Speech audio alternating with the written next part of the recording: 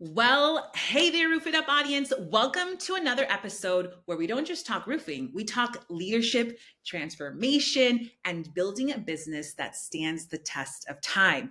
Because let's face it, success isn't just about what you build, it's about how you lead. And today, we literally have one of the coolest people I know. I know him in real life, which is just always makes it epic when I get to interview someone that I know in real life. And we have a guest who embodies that principle to the very core. So, ladies and gentlemen, super excited today to have John Broce with us. He's a fourth generation roofer, an entrepreneur, a mentor, and a true servant leader. Literally, the man lives out what he preaches. Like, he's incredible. He's the kind of guy who doesn't run from the storm, he charges straight into it, which I think he's going to touch base on that a little bit today as well. And he's here to share how you can do the same, from leading with faith and family values to creating impactful leadership programs like Day 41 Thrive. Super pumped for you to learn about that today. Jonathan is here to break down what it takes to lead with purpose, face challenges head on, and build a business that thrives. John, welcome to the show. Super pumped that you're here. And we're absolutely honored to have you here, as I know your time is super valuable. So, all right, John, take it away. Thank you. That was awesome. I think the show's over. That intro was so awesome. So I've never felt so blessed. So thank you for that, Thais. No, John. Okay, so I know some of you, if you're not seeing this, you might have heard of like ugly roofing, things of that nature. John is like part of that, but today we're not going to talk about that. We're going to talk about, John, you've built like this incredible reputation as a leader who leads through service, right? What does servant leadership mean to you and how it shaped your journey, all of that good stuff. But John, can you tell the audience a little bit about yourself? I know I shared a little bit about your bio, but share with us a little bit more. I would love that. Yeah. So to your point, I'm a son of a son of a son of a roofer, right? So I was born and raised in there in the roofing industry. So I'm kind of the Buffett song with everything. And then got out of high school, did a short stint in the Marine Corps, came home, got into building homes, sold that company, then got straight into selling roofs, and kind of haven't looked back. In the middle of all that, we did some home service stuff, like we were doing like pressure washing, home wash, soft wash and all that stuff. And then got back into roofing, helped scale a couple of companies, and just a couple. And just then a couple. Being super humble right now. And then I partnered up with my awesome business partner Ty in 2019, and we took MHI to another level together, and just built the culture that everybody wants to work for. And we went through acquisition last year.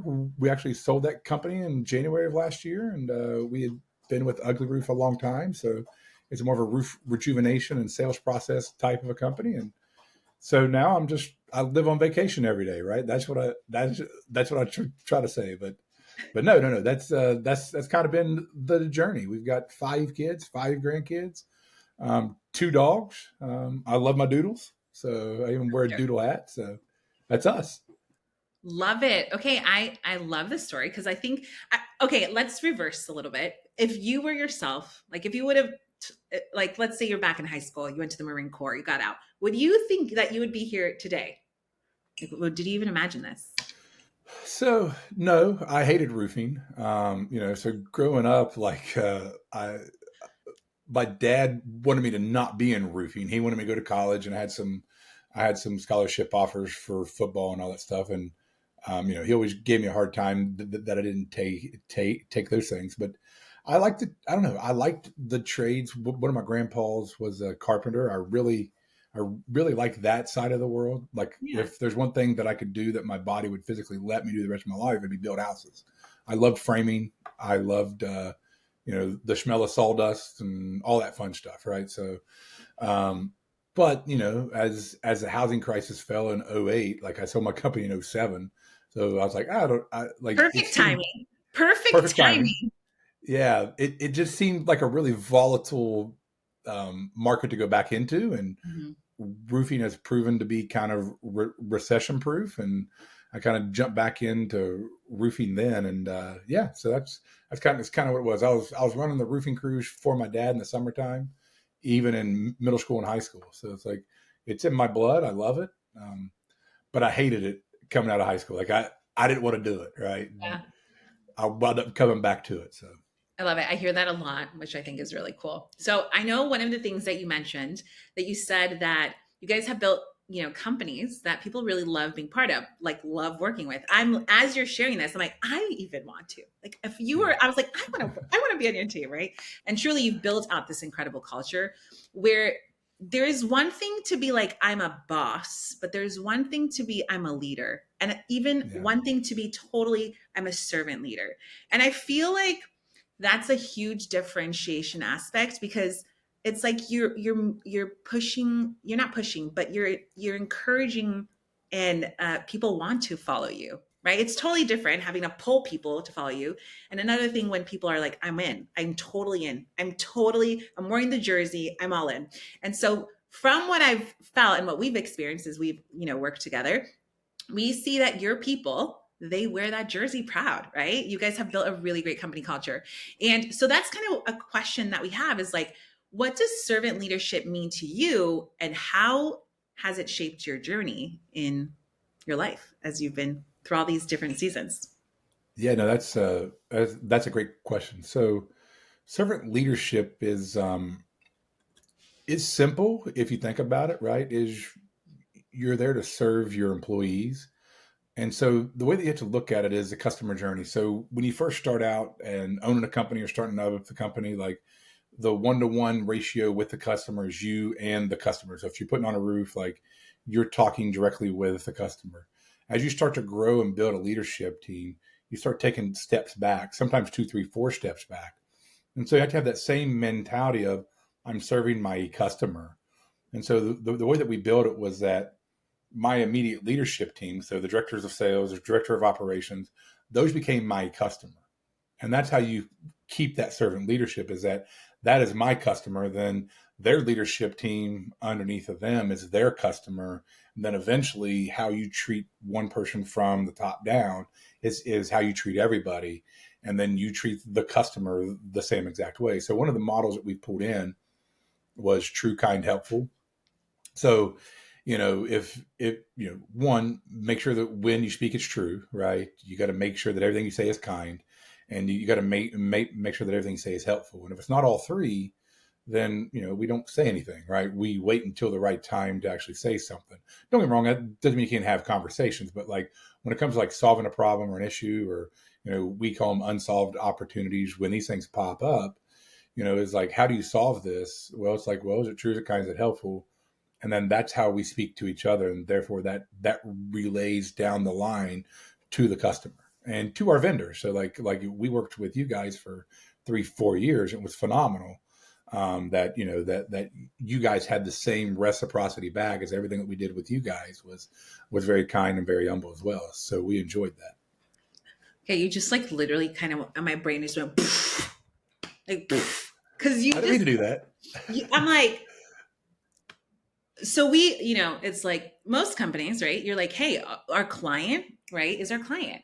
And then we also know like our internal team, they're our client. They're like, we need to take care of them. But I love how you even took it a little farther where it's like, it is true. Like as you're a leader, right, especially your CEO or COO, you're having less direct reports and those are your clients. And correct. That's exactly what it is. So it's the same client mentality, right? So if you're always in a client acquisition mode, or you're always thinking about the customer, like that became our customers. I was too far removed at the end to know what's going on in the trenches, right? That doesn't mean that you don't support it or wouldn't take a phone call. It's not that. It's just your vision and your focus of your daily tasks change because you built a leadership team in place. And that was the one thing that I thought that Ty and I did really well was we built a team that we could step away, from the actual team if things happen. So we could work on the business and not always had to work in the business. It doesn't mean that we didn't work 80 hours a week, right? It was just, we still worked, but it was at a different capacity. And when you're able to step back, when people come with these unsolved opportunities, you're actually more fresh minded to where they're too close to the problem a lot of times. Mhm. And they're too emotional because they're too close to the emotion of it's like, I don't want the customer said this and I really don't agree with them because it should be this. And then we can go through the thought exercise of, well, what have you tried and what do you think that we should do? Right. And so you kind of take the emotion out of it because you're not involved in the actual emotion of the issue. So Mhm. you become a better leader that way. And then that breeds downhill to where they breed the same way to everybody else. And so like now you can step back and be out of the emotional side of it. And I know it sounds like that you take emotion out of it, but you have No, to it's so true. as a leader at certain times. Yeah. Drop the mic. I think we're done. I was like, that was Yeah. epic. Is the So show over? no, Okay. sure. I think we're wrapped. That's like you just dropped a freaking diamond. Like that was awesome. Well, thank Okay, you. I'm literally over here. I'm like, good thing this is recorded because I'm gonna replay it. It's like so powerful. You're freaking awesome. I'm not even kidding. Like that was really powerful. Like that was so powerful. Well, thank you. So John, before being a fourth generation roofer, you've seen the industry evolve, right? You've seen it evolve, right? And what are some of like the biggest challenges roofing contractors have faced today, and how do you think leadership plays a huge role in overcoming them? That's a great question. Yeah. So in '07, when the housing market fell, then you kind of had this new wave of like storm contractors that started happening like '08, '09, 2010 with like Aspens and Jaspers and those guys. They figured out that they could still work construction and make money, and they went to the insurance side. So I think that's changing pretty rapidly as far as like the bank is kind of closed now and there's more tighter regulations and those things. So that's one thing you got to be able to kind of navigate around. But I think when it comes to the leadership side, I think as more and more private equity comes into the space, a lot of, they're never going to own the entire space, but they're going to own quite a bit of the space. Mm-hmm. And I think that there's some other big box stores that'll probably be involved here really soon. And so I think that as you're thinking through as a company owner, like as a good leader, it's like recognize that things are getting ready to change and be ready to go ahead and start changing now. So one of the pieces of advice that I would say is you're not going to be able to outspend the big guys. So you got to outwork them and outsmart them. So, and what I mean by that is you have to do the things that they don't want to do. So digital marketing is always going to be there, but if you can't outspend them, you got to outwork them in other areas. But I also think that shingles is so easy to scale that it'd be easier for big box and for the the private equity companies to scale that. So learn a niche again, learn craftsmanship again, go back and learn metal products and slate products and tile products and things that are harder to scale that you can build a process around and still make really good money and learn to diversify. I don't think that shingles will ever go away. I don't think that's the conversation, but I think the market share is going to shift and you're going to lose 30 to 40% of that market share, in the next 3 years. So go ahead and be forward thinking and be ready to shift that mindset. So I think that's the hardest thing as a leader is like what's always been is always going to be is kind of what we get into. Insurance claims have always been ran a certain way. They're always going to be there. I think it's always going to be there. Absolutely. But I think the way that it comes to market is totally different now. Mm-hmm. Like as direct repair networks come into play, look at the state of Florida here. I mean, that's where I live now. And like the legislation that they've pushed through, the new legislation coming in Arkansas here soon. Like if you stay on top of these things, like the writing's on the wall that the way that you do business in the storm industry is changing. I'm going to say it's going to go away, but it's changing. So be ready to change your mindset and evolve with it, like, and adapt or die. I mean, that's kind of what it is. So. 100%. I just recently heard something. It was on a podcast, and it was like, what you providing? Is it a painkiller or is it a vitamin?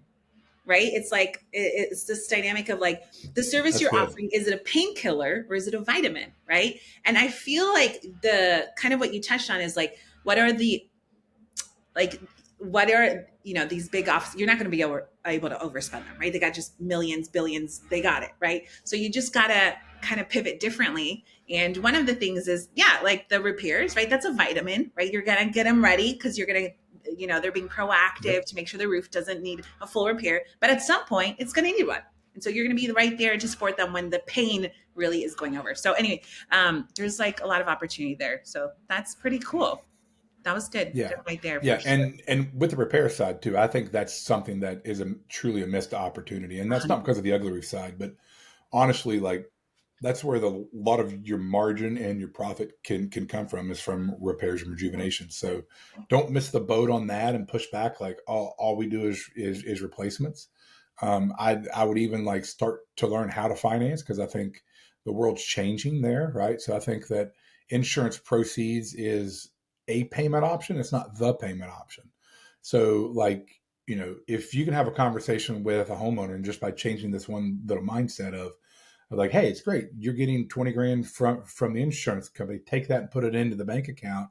I'm gonna give you 18 months of no interest and no payment, give you plenty of time to pay this off, or pay off your high student loan debt you have, or high credit cards, and I'll give you a 6.9 or 7.9 interest on this. Like, it sounds like, I mean, a lot of guys try to sell out of their own pocket, but you're actually helping people by allowing them to keep that cash and do other things, Right. Instead of that cash having to come just right into your business. And you can charge a higher premium to get there too, right? So, it's one of those things where if you came to my house and said, hey, it's 18 months, no interest, no payment, or I can pay you $20,000 cash right now, like, yeah, I'm going to spread that out. Why wouldn't I keep that cash and have it go do other things? So, it's one of those mindset shifts, I think, that is, from insurance to retail type of a flip the script mindset almost. Mm-hmm. And again, it's just like kind of educating the client, right? There's other opportunities for them out there. And again, just showing them like, hey, another thing, mic drop, like if you're listening to this, you're getting so much magic from you, like so much stuff good. In regards to that, that's so true. Okay. So you're a co-founder of Day 41 Thrive. Is that correct? You're a co-founder, or you are the founder? Co-founder. Yep. Okay, cool. So you're the co-founder of Day 41 Thrive, a transformational leadership program, right? That encourages leaders to face their challenges head on. And what inspired you to create this program, and what impact have you seen it make? So, yeah, it's a great question. The main basis behind it now is impact, right? So, we've scaled some companies, we sold our company, so financially we're not in a bad spot. So it's not about trying to, I mean, if we call it on to the carpet, like you've got a lot of the roofing gurus out there, that's been kind of a hot topic for the last couple of years. We don't want to be that person. We want to have real, actual impact and transformation in people's businesses and lives.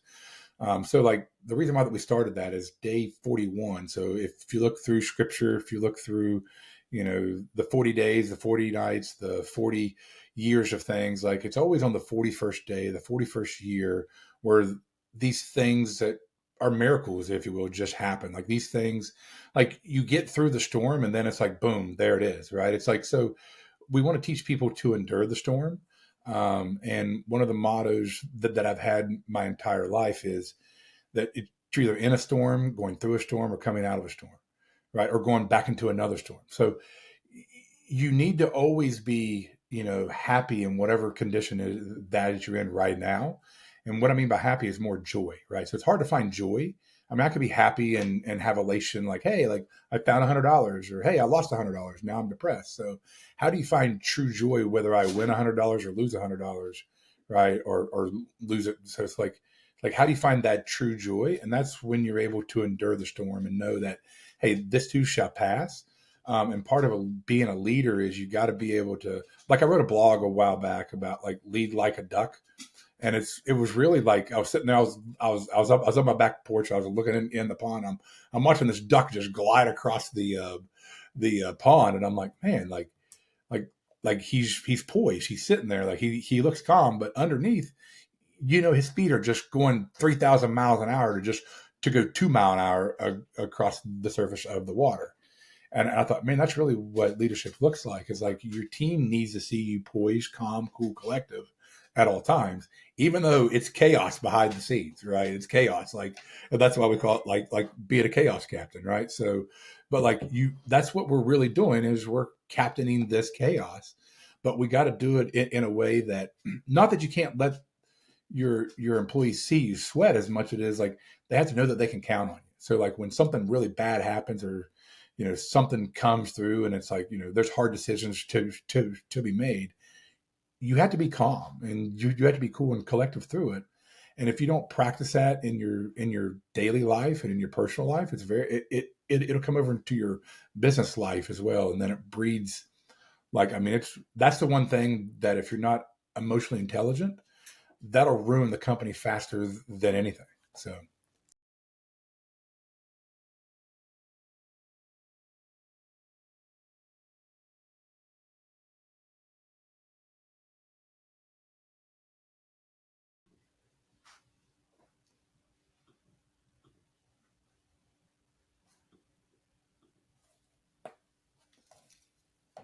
I think you're on mute, Thais. I was checking my side of the speaker the whole time. It's like, is it me? Is it her? Oh my gosh.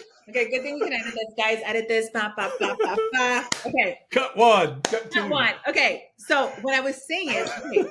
It's phenomenal. That's phenomenal. All right. Emotional. And okay. So John, you touched on emotional intelligence.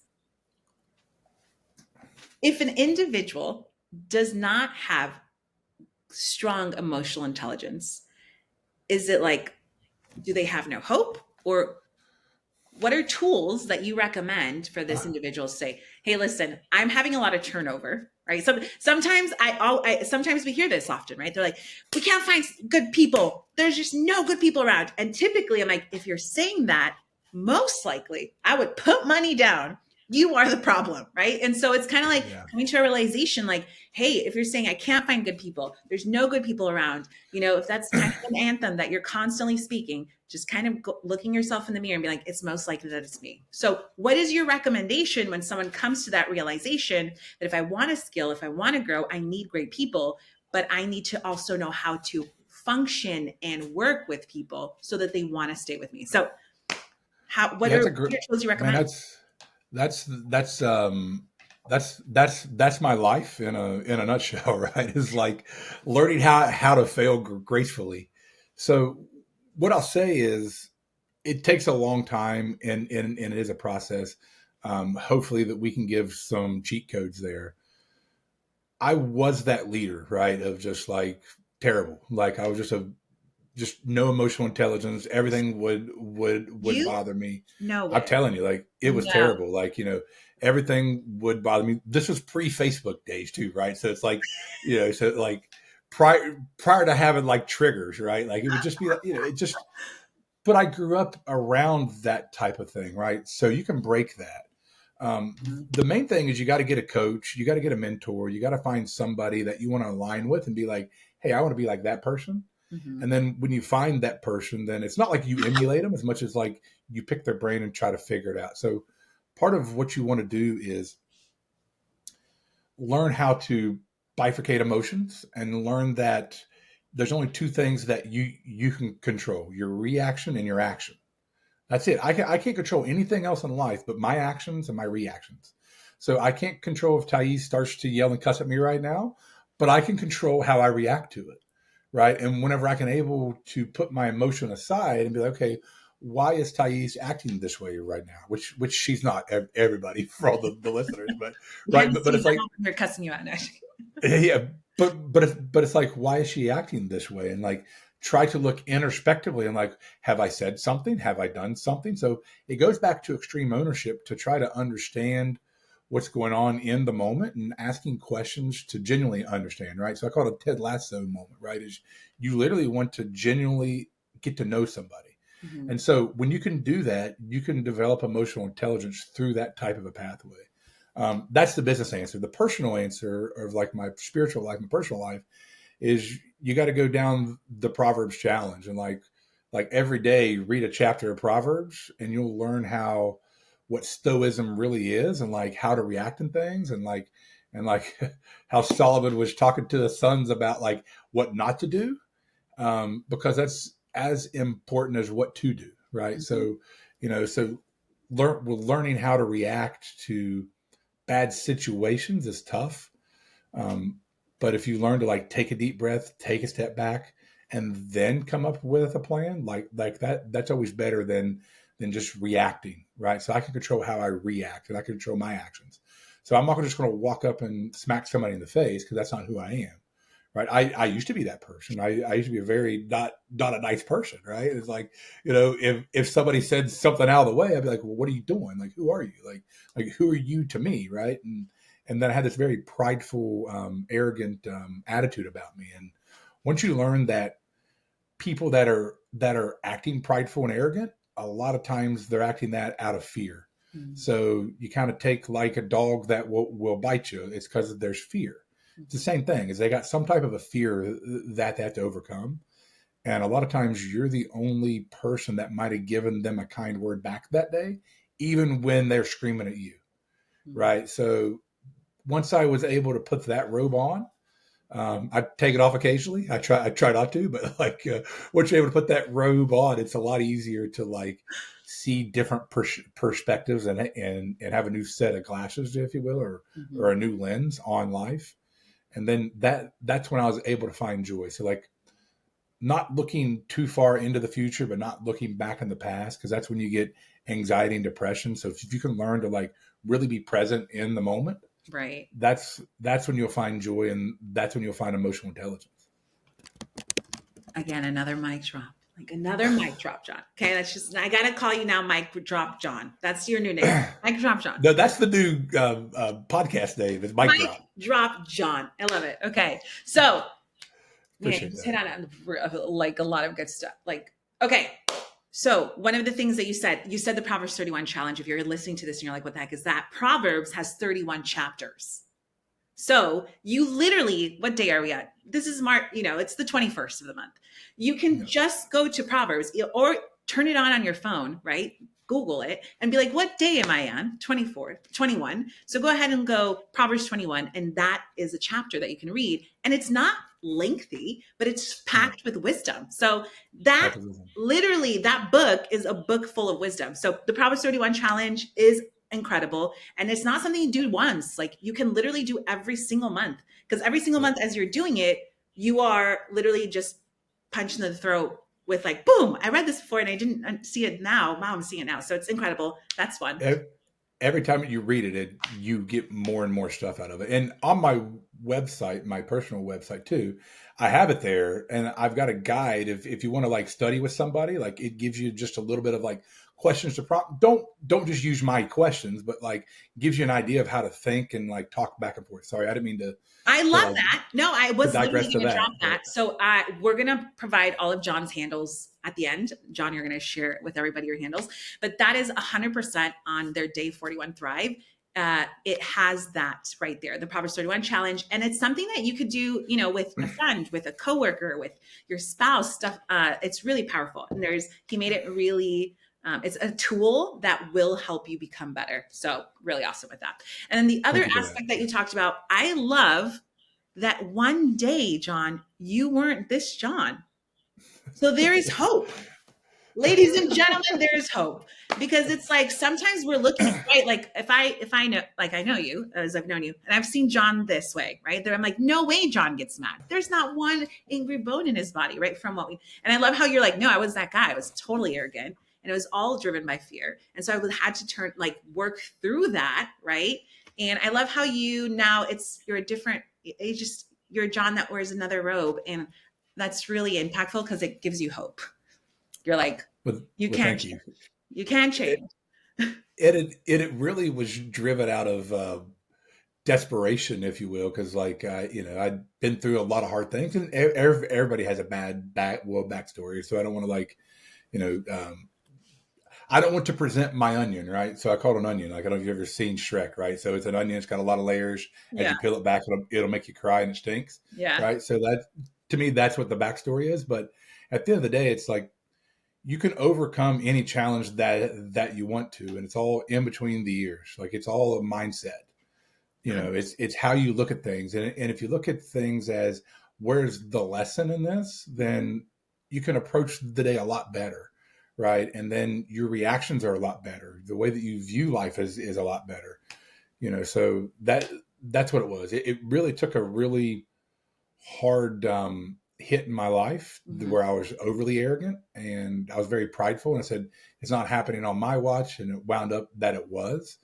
And when you think through the spiritual side, and God allowed something to happen that I thought was like against me, but it was actually for me and for my kids.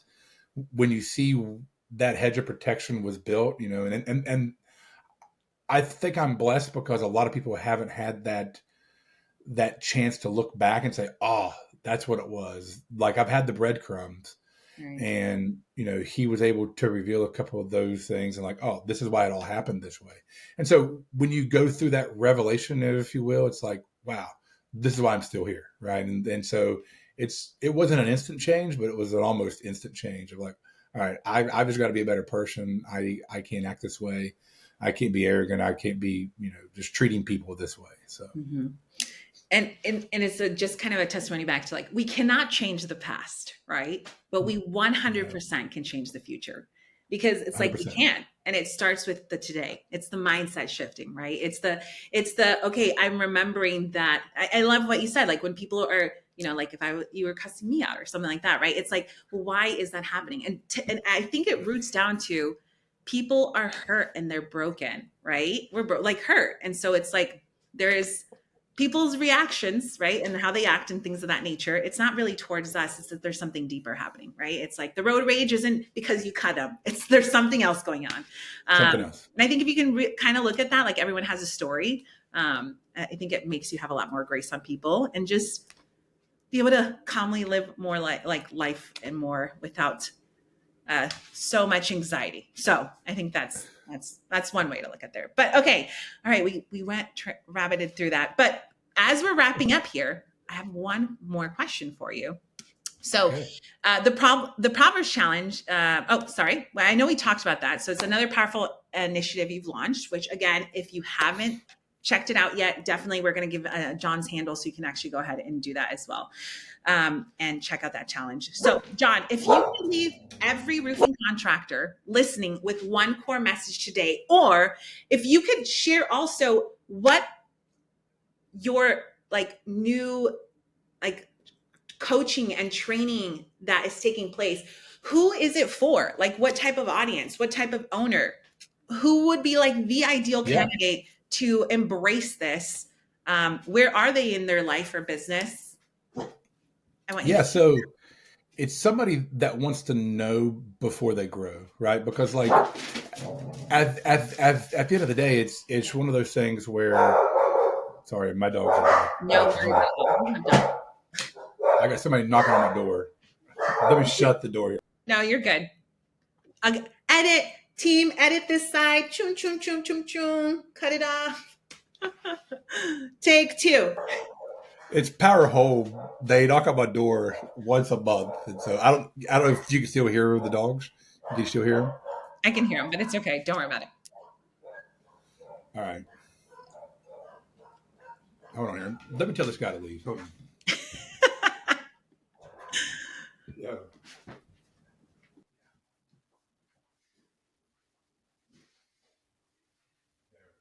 right. Can you still hear me? Come on, guys. Sorry about that. Get in here, guys. Quit barking. All right. I'm back. What was the question again? Okay, what was my question again? Let me remember. Okay, so your new program that is like in its very early phases, but it's not because you guys have so much knowledge in this. It's rolling out, right? Who is this? Like, who's your ideal candidate? Like, what type of what's their not what do they look like, obviously, but like, where are they at? Like, who's a great candidate for your program? Yeah, so it's going to be anybody that wanting to grow, right? So we call it Know Before You Grow. So we can help with like the business evaluation. John, it's really low. We can't hear you. Your volume. All right. Can you hear me now? Yeah. There we go. Let me start again. We could not hear you before. Let me try again. 1, 2, 3. I'm so sorry. Take 3. Don't apologize. All right, hold on. Let me pull up my notes. This is why failure is so awesome in leadership. So this needs to be an outtake right here. This needs to be the outtake right here. Like All right. how to fail as a leader, right? How to fail as a leader. There you go. All right, tape. Okay. All right, so day 41 Thrive, it is in its early stages launching, but it's not early because you guys already have all this powerhouse knowledge. But who is your ideal candidate for this program?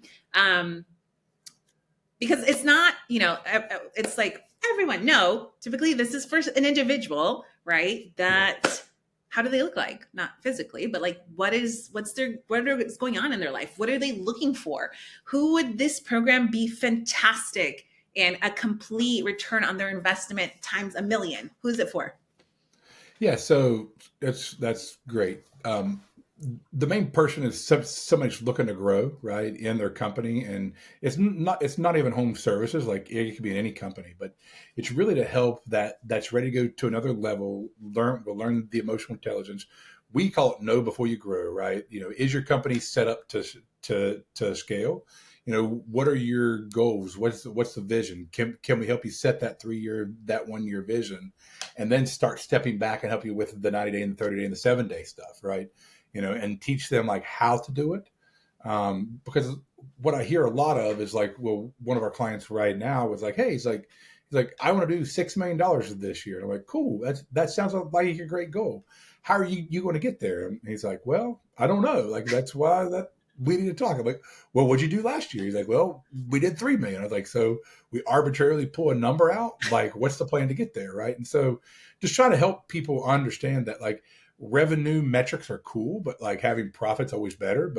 But what's the way to get there? How do you grow organically? Like when we grew MHI, it was 30 to 40% organic growth every year without having to put a whole lot of capital back in. We reinvested in the company, but like it was organic growth, right? So it's like, how do you know if you're ready to start, bolting on a call center, if you're ready to bolt on a whole sales process, or when's the time to hire production manager? When's the time to hire, a sales manager? It's like, you don't really know until you know, right? And so if you've never been through that journey, we're there to help you through that journey, of growth. So I like to say, like, we don't want anybody to pay the dumb tax, right? I've got the tuition.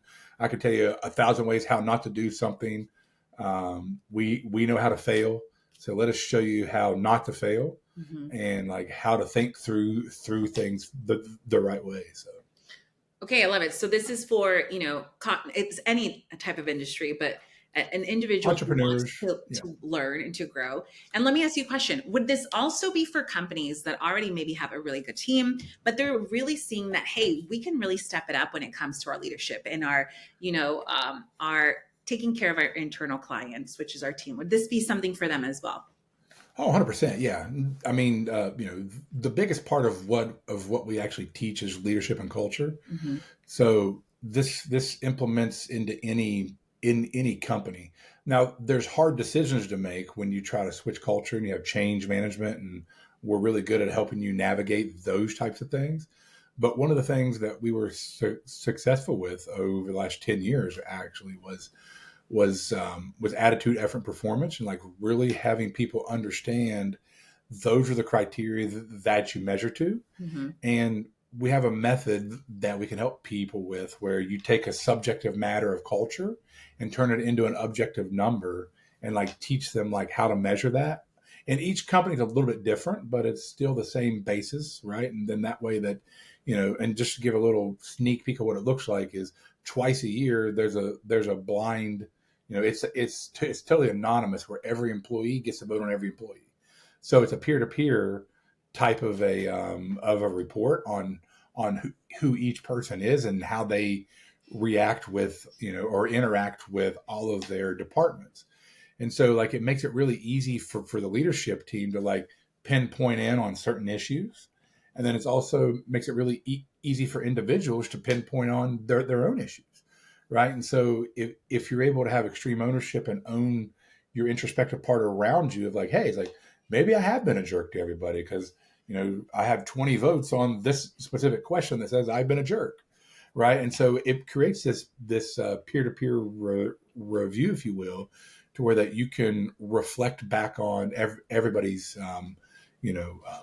vote, if you will. So it's not Survivor where you vote people off, but it's fun enough to where like people It's not the that Squid Games. yeah, it's not the Squid Games, but it is like top of mind of like, oh, like I really need to make sure I have a good attitude, I'm putting in the right effort, and then my performance is here, right? And so it really built that culture. I think that was the catalyst, if you will, or the secret weapon that we had was our AEP scoring and our metrics, and it was really fun to kind of watch people grow because it's peer pressure. It really is. It's a good, healthy peer pressure that I want to know how my peers think about me and how I interact with them. And so, to your point at the beginning of the podcast was like, why that our teams were always like true, kind, and helpful was because that's what they got graded on from each other. And so, like when you can grade each other, it's like it's a different way that the community can actually grow, and it becomes a real culture. And if I'm not mistaken, it's anonymous, right? So like individuals Totally are not anonymous. their name. So that's even, I feel like it's also great for like removing sometimes the politics that can naturally sometimes happen in a business, right? Where it's like, no, there's like, politics is not in our culture whatsoever. It's truly about full transparency, communication. And guess what? Everyone, even from the CEO, is going to be graded, right? On that's exactly right. And so it's kind of like, it's like a wake up call, because sometimes businesses can get really political, right? It's like, it's who you like and who you don't. And it's like, no, it's not even part of this. It's like, we're all going to grade each other and we're going to see how people grow. It helps with blind spots in leadership. So like the sales manager and like how the salesman, let's say, reacts with the sales manager, he might not see all the stuff. He's like, man, this guy's doing good. He shows up, he does the work, he's doing the role play, but the way that he's treating the call center ladies or how he's treating the production team, that all comes into play really quick. Because sometimes people don't want to say it out loud, right? And, they're like, oh, like he's been kind of a jerk to me. Like, so, but when it comes to the anonymous, way of voting, it's like, overwhelmingly, it's like everybody's like, well, like this guy's not really nice in this one area. It's like, okay, now we got to really look at this, and now I have an objective standard to actually look at. It's no longer a subjective that Molly or Barbara doesn't like him or Bill doesn't like with this person. It's really like, hey, 20 people voted, and like data, 19 of them are like, he's really hard to work with in this capacity, right? Or she, he or she's hard to work with, and so it really helps you dial in on behaviors and like how to correct the right behavior, and then drive the impact that you want to drive. So I'm totally putting a heart like with my hands here, because Saenz Global, we are going to be implementing this in 2025 and beyond. I love it. And so I think it's going to be epic for our company and for our company culture as well. Because we're all about, we want that transparency. We want that awesome company culture. We want to mimic the greatness of what you and Ty and your team has built out. So we always love seeing great companies, and we love to, hey, you got the formula. Let's follow that formula. It sounds great. So, and let's do it. So super pumped about that. Okay, John, you've spit some awesome like mic game here today. And I'm telling you, you gotta, what is it? Drop the mic, John. Like, I'm just going to call you Drop the Mic, John. So as we're closing up, really quickly, John, what would you leave to the people listening to this? But also, if you can provide your handles, like if someone's listening to this, like, I totally want John to like coach, mentor, I want this program. Where can they reach you? What's the best way to connect with you? And we will also put all of the information that John provides on the links below, right? So on our YouTube, on our Spotify, if you scroll down on this one, you'll be able to go directly into everything that he shared. But John, what's your handle? And what's one final word that you would tell the audience that you would leave them with? That's good. So it's a Jerry Springer moment, right? I get the final thought. There you go. So the final thoughts is always going to be like, it's not as bad as you think it is. You can always overcome. It's all mindset. If there's anything that I pulled out of the Marine Corps is, if I can't go any further, I can run 5 more miles. Right. So like it's mind over matter.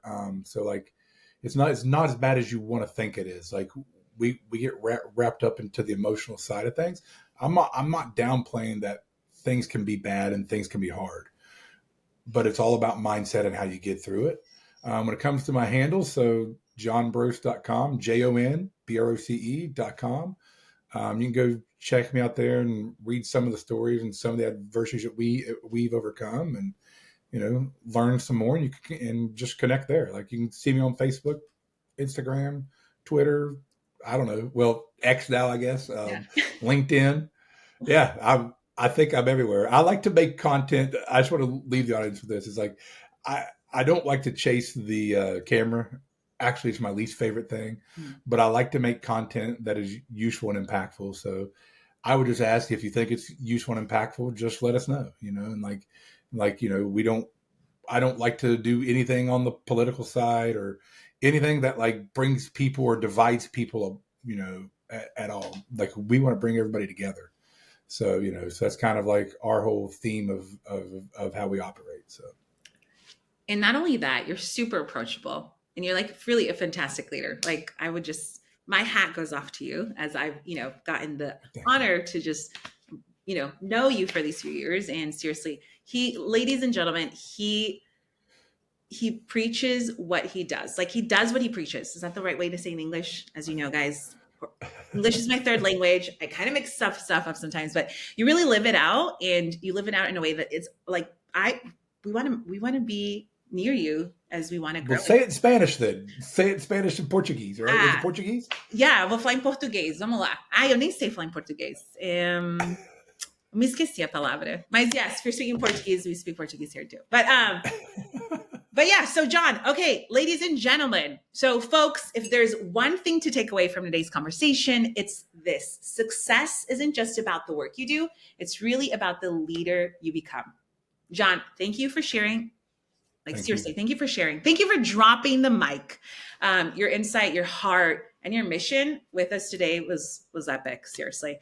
And to our listeners, remember, storms are, we can't, like, they're going to be part of our life. I love that you said we're either in a storm, getting out of a storm, or what was the other part there? Kind of lost it there. You're going into another one. You're going to another one, right? They're inevitable. Again, bad English here, but storms are inevitable. Is that right? How do we say that, John? Inevitable. Inevitable. Yeah. I can't say it either. So storms are inevitable, but how you face them determines your success. So keep leading, keep growing, and as always, roof it up. And I know, John, you didn't talk about it today because I actually didn't ask you much, but we got to do it on our next podcast if you hopefully will join us again. But run into the storm. Don't run away from it, because then you're going to freaking get out of it sooner. So face the storm and truly, truly go check out all the handles. John is just like an inspiring individual. And if you see him in real life, talk to him, say hi. The guy is totally approachable. So John, again, thank you so much. And everybody, let's roof it up next episode. See you later. Ciao.